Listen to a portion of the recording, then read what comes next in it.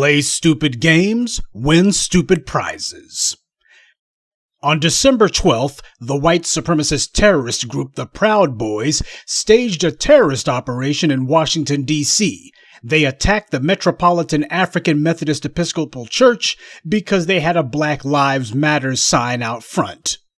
Imagine that, a black church saying that Black Lives Matters. Well, these white supremacist terrorists were so enraged, they tore down the sign and burned it. Now, of course, we all know that this was essentially burning the church in effigy. White supremacist terrorists, like the Proud Boys, have a long history of arson when it comes to black churches. So clearly this was a threat to the black church, letting them know, you better not be running around saying Black Lives Matters, or next time we'll burn the church instead. Astonishingly, the ex-stripper who calls herself the mayor of D.C., that thought who's sitting in the mayor's office, apparently somebody must have told her you need to do something. Maybe the reverend said, what you gonna do? You want me to vote for you? You're gonna have to protect my church. So the D.C. police, in spite of themselves, actually made an arrest, but they didn't arrest anyone white, allegedly. Instead, they decided to arrest the so-called leader of the Proud Boys. You guys know this clown, Enrique Tarrio. Now, I don't really need to call this guy the leader of the Proud Boys because he's not the leader of anything. He's nothing more than a spokesperson. He's a front man. He's a flunkie. They're crash dummy. This is what they do. They get some self-hating or otherwise some idiot who decides that he's going to identify as something other than black, and they say, hey, you get out there and tell them that you're black. Oh, that'll rile them up. Because this idiot, he thinks that he's escaped being black. You know, it's kind of like fat people who like to walk between skinny folks so they can tell themselves that they're skinny too. You got a lot of these clowns, many of them immigrants' children like Tarrio here, who themselves, they like to surround themselves with a bunch of white supremacists so they can think that they're white themselves. They can pretend as if they're honorary members of the oppressor class. They can tell themselves that they somehow have escaped blackness. Yeah, well, he didn't escape the long arm of the law. Of course they were going to arrest him. They didn't go after Gavin McInnes or any of the other terrorist group's leaders. But this Tarrio clown is leader of nothing. That's the reason why arresting him doesn't really mean as much as it should. After all, he's part of a terrorist organization. Why don't they arrest all of them? There's video of the arson taking place. They should have rounded all these bastards up. Instead, just him. What does that tell you?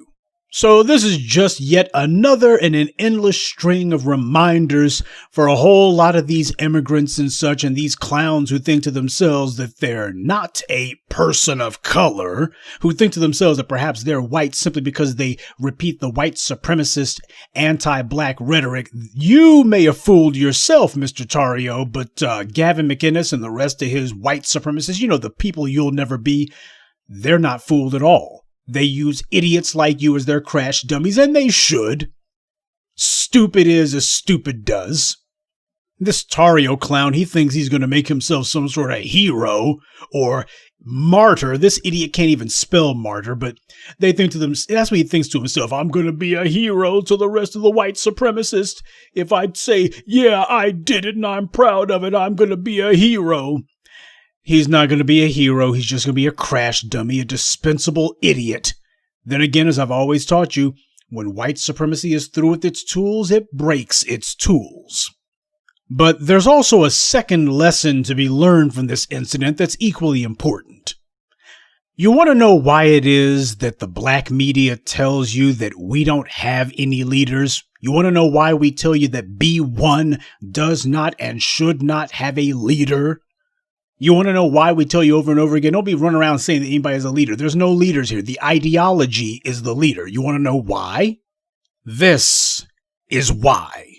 Now, while it's true that this clown Tarrio lent his minor amount of melanin to being a crash dummy for a pack of white supremacist terrorists, it's also true that the reason the people he and his gang attacked are able to go after them is because the Loud Boys are a formal terrorist organization. They have a membership roster, they got an official name, they have a leadership structure, and they make it a point to jump in front of the cameras every chance they get. Oh yeah, the police, they happen to be working hand in hand with the police, but it doesn't take but one prosecutor or one chief who decides maybe he won't play along too much. And then next thing you know, they're going to be putting their mulatto or Hispanic, whatever you want to call this Tarrio character, flunkie, they go ahead and throw him under the bus. And while this idiot and some of his fellow travelers, some of these other clowns who think that they've escaped being white simply because they hang around with a bunch of white supremacists, while they may tell themselves that they're heroes for some sort of cause, the truth of the matter is, the real white supremacists, the actual white supremacists, not the pretend ones, they're looking at these idiots and going, yeah, that's your place. Your place is to be our crash dummy. Your place is to take the arrows for us. Because white supremacy has no permanent plans for any of these flunkies. Every time that you see some white supremacists or some gang of Caucasian hooligans on a tear, they always try to find out if there's some black person or person of color, somebody with some melanin that they can put in front of the cameras as being arrested. Remember that biker brawl down in Texas where some people got killed? And how for some strange reason, out of 150 white motorcycle thugs, they decided, let's go ahead and find the one or two mulattoes in here, and we'll put their pictures up there and say, biker rampage. Well, what about the 150 white guys? Well, it's the black one here that really matters. He's the only one that actually matters. Did he kill anyone? No. Did he shoot anyone? No. Did he hurt anyone? No, but he's black, and that means he has to be on the crime blotter. That's what it means. So, of course, when the loud boys wind up getting themselves in a spot of trouble, they're going to have their mulatto Hispanic front flunky. He's going to be the one who takes the fall. Because that's the plan all along. They're looking at this idiot and going, yeah, this is your job. It's your job to be the fool that we throw under the bus. But understand something. These idiots made themselves into targets in more ways than one. Sure, they got overconfident because they've got police protection across the board.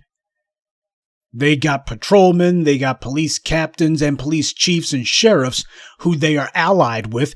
Remember what I told you about the regular and the irregular forces of white supremacy.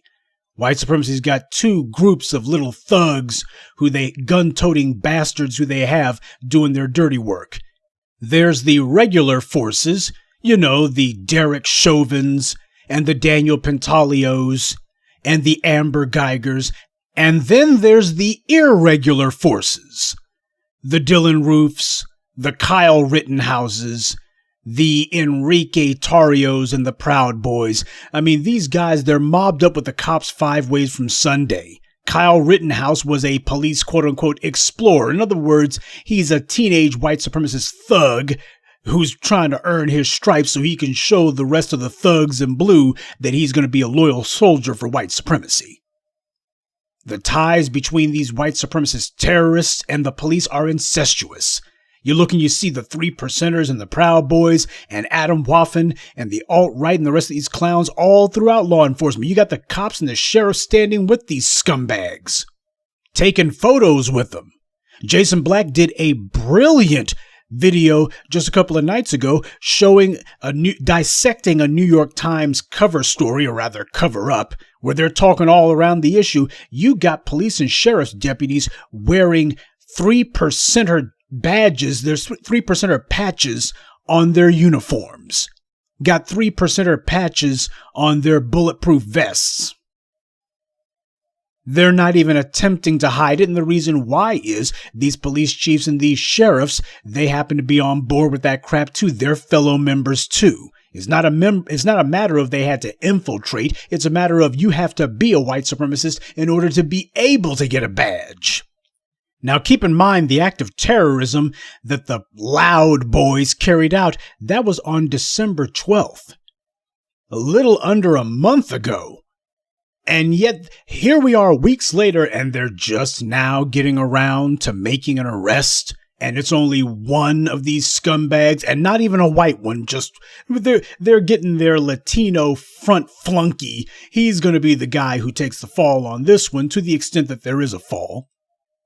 So weeks later, this is the best that they can do. Now, you know damn well that if these guys had been, if you said that this was Black Lives Matters or anybody who's opposed to white supremacy, they'd have rounded all of them up.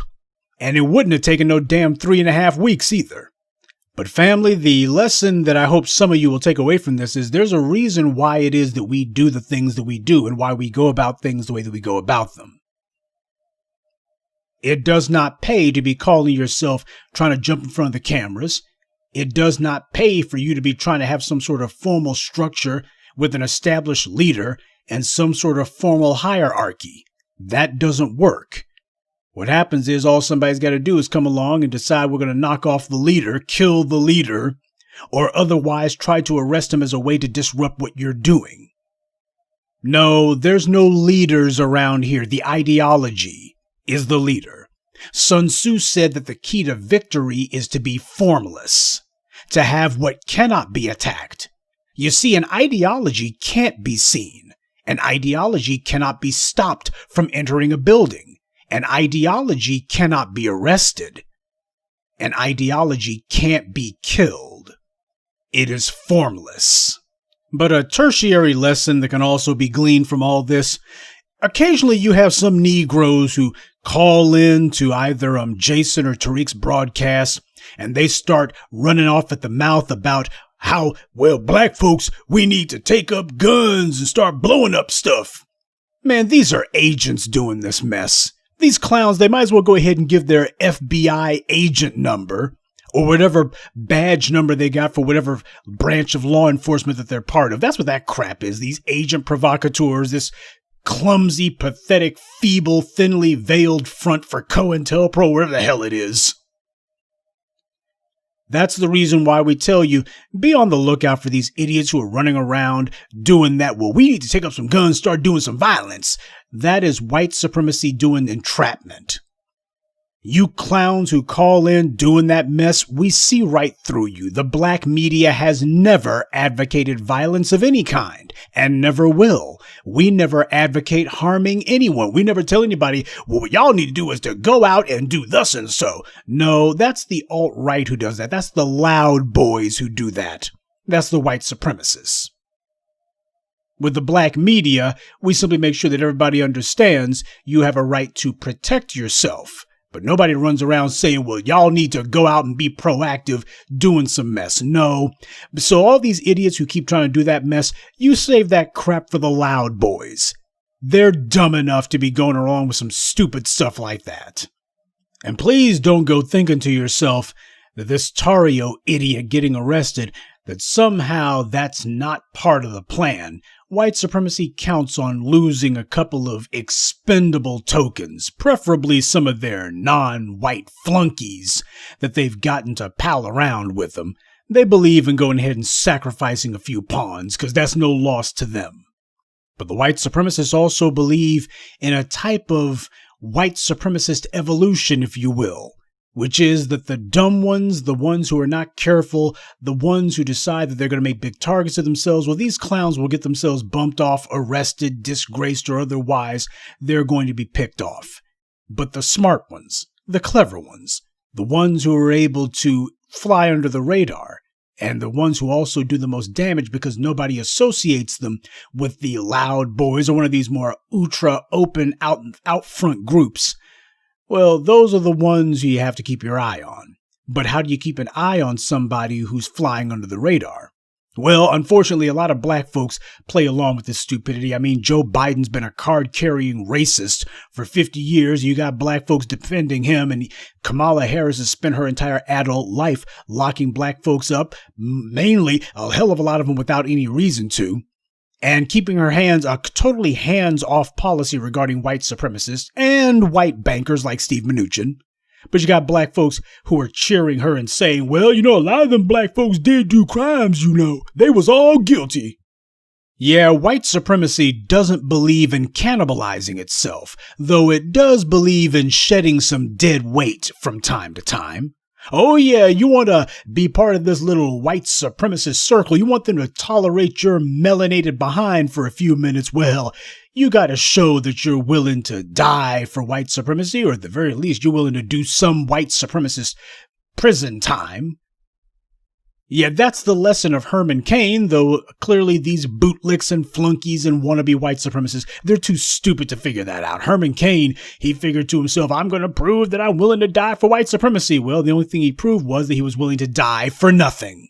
Herman Cain died for absolutely nothing. And now the Loud Boys are being sued by the very church that they were terrorizing. That's fine by me. But just keep in mind, I have very, very limited faith in the tactic of using lawsuits as a means to go after these white supremacist terrorists. The main thing that has to be done, the most important thing, is punishment. These bastards have to be investigated, they have to be arrested, and they have to do the hardest time there is. They are terrorists. They are not merely a bunch of criminals and thugs. These are terrorists. This is the American Taliban. This is the American Al-Qaeda. But you're not going to be seeing Joe Biden or Kamala Harris making it a point to say our Justice Department is going to wage war on these white supremacist groups. They're not going to be doing that. But then again, if they went after white supremacist groups, well, they'd have to arrest Joe Biden first, now wouldn't they? And somewhere, Gavin McInnes and the rest of his little flunkies, the rest of the Mayo monsters, they're sitting there laughing to themselves at this Tarrio idiot. They're laughing at him, all the while plotting their next move. But burning that sign was meant to terrorize the black community, that black community there, that church. It was meant to terrorize them. I guess they figured that burning a cross in front of the church would have been a little bit too on the nose, but tearing down a church's Black Lives Matter sign and burning it right there in front of the church, that's meant to send a statement. That's meant to send a message, and the message is next time we're going to burn the church itself. You see, Dylan Roof and Gregory Bush, he was that white man who tried to break into a church so he could kill the congregation, but the church had the doors locked. So instead, he went up the street to the local Kroger's and he decided that he was going to kill the first black folks he came across there, killed 2 black people.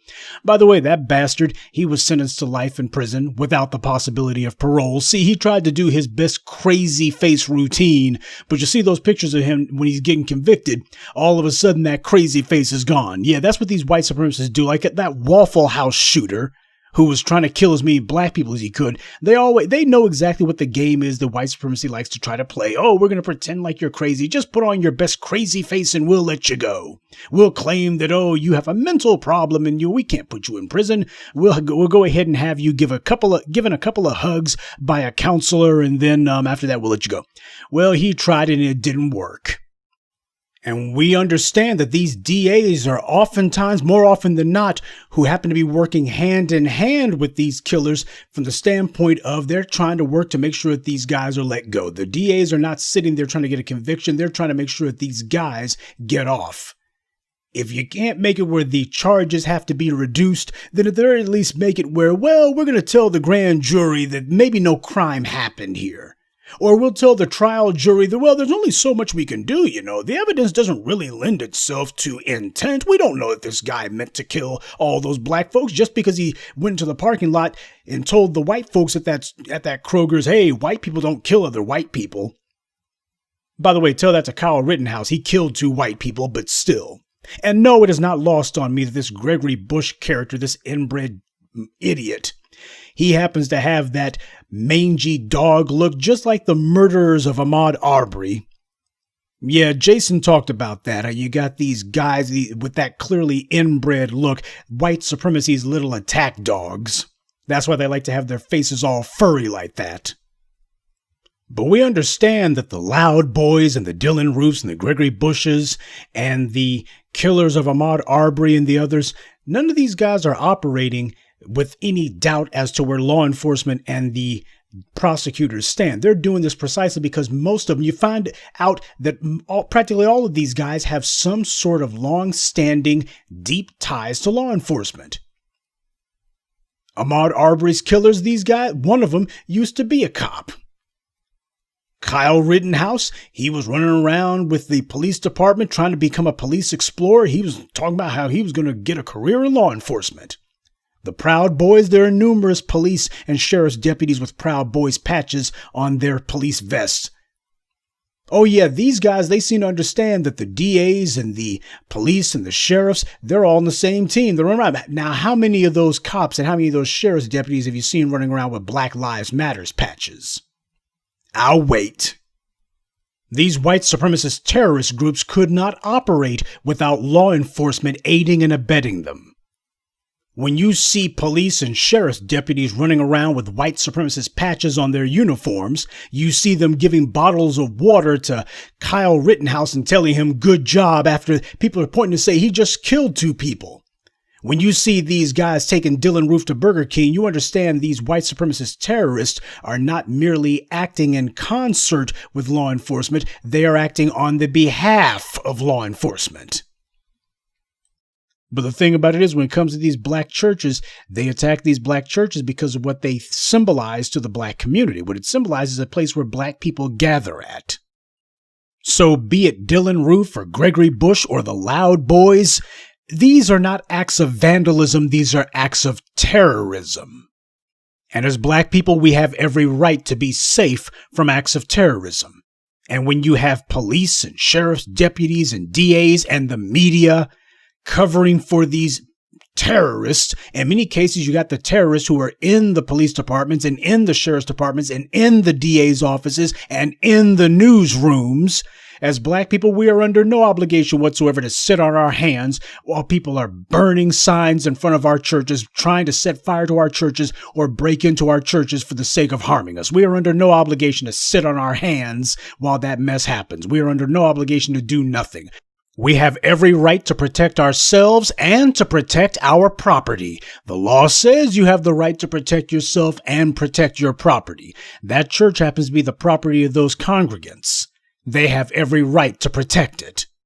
A gang of white supremacist terrorists are sitting here threatening your life. You have absolutely no obligation to just sit there and, the DA may not like it if I protect myself. To hell with that. Well, these white supremacist feds, these feeble-brained idiots, the FBI, they may not like it. To hell with them too. You have every right to protect yourself. You have these roving gangs of white supremacist terrorists who the state is working hand in hand with. You got the police running around with 3%ers and Proud Boy patches on their utility vests. You have sheriffs getting in front of the cameras holding white supremacist rallies, like that Sheriff Dar Leaf up in Michigan, who was saying that, Governor Whitmer, she can be arrested by the people, if she's broken any laws, she can be. The people have the right to arrest her. They have the right to effect a citizen's arrest. See, what it's about is attempting to tell black people you need to do nothing while these white supremacist marauders are on a rampage. This is lawlessness. Daniel Pentalio, that is an example of lawlessness. Derek Chauvin, that's an example of lawlessness. Darren Wilson, that's an example of lawlessness. Amber Geiger is an example of lawlessness. Betty Shelby is an example of lawlessness. The Loud Boys are an example of lawlessness. Every one of these police officers who are running around with Proud Boys and 3%er patches and all these other white supremacist patches on their uniforms, that's an example of lawlessness. Every police chief who smiles and gives a wink and a nod to these white supremacist terrorists, that's an example of lawlessness. And that's the reason why all of their sloganizing about law and order, somebody tell Negro Jim Clyburn, that's the kind of sloganizing and sloganeering that gets people killed, talking about law and order. Law meaning white supremacist law, and order meaning white supremacist control. That's your law and order, by the way. Well, to hell with that. I'm all about justice and accountability.